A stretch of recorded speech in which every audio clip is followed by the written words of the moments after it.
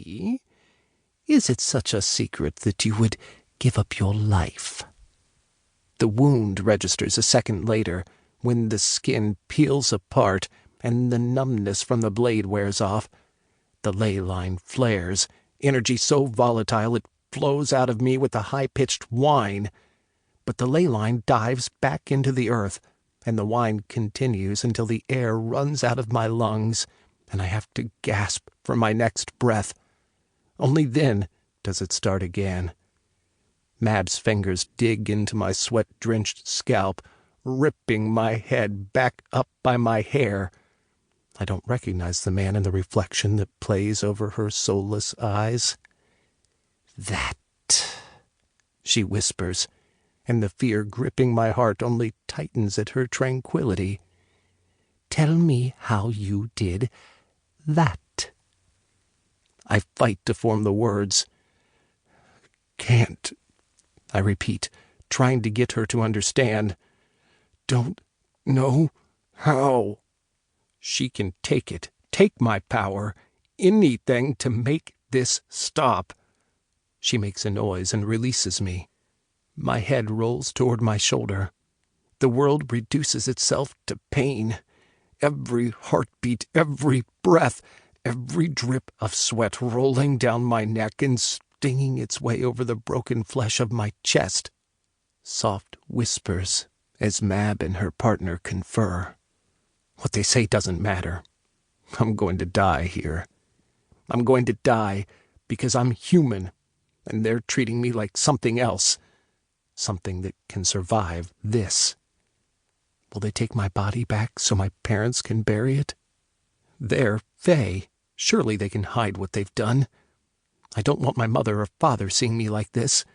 Don't want them to be haunted by questions of how long I suffered before it was all over. Bury me under the oak tree on the hill, next to the dogs and roses, and the 6 tiny crosses memorializing the brothers and sisters I never knew. I'll be able to watch the fields turn gold, watch the snow drift against the fence posts. "Wake up." I jerk at the dismissive words. I drifted off. Probably bad with this kind of blood loss. Cool air. Goosebumps hurt. Skin pulls tight, even when it's split open. "You know what I want?" she murmurs. "This won't stop until I get it." "Won't help," I gasp out as the blade tip digs into my pec. She doesn't watch the knife's course. She watches my face instead. The knife digs in deeper. I clamp my jaw so I don't scream. Her hands steady, ensuring every shift in pressure, every angling of the blade tears out impossible sounds. She forces the ley line to rise again and again, feeding me raw power to keep me together, to keep the darkness circling my vision from taking me under. The blade slips deeper, rasps as it grinds against my rib. Back bowing at the sound, the tremor reverberates through my chest, every nerve electric. I can't do this anymore. I give up all control. The ley line rushes to meet her winter magic. She shields herself and smiles while I blaze.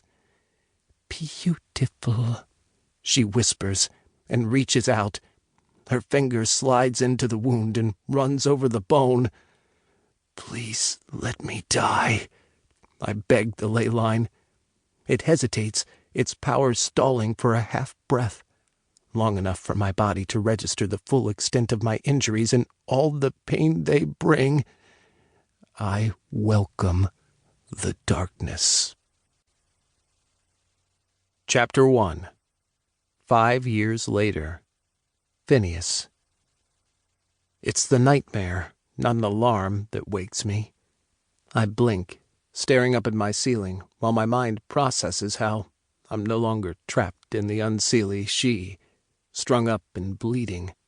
I'm not at Mab's mercy. I'm lying in my bed, safe in my apartment that sits on the edge of campus.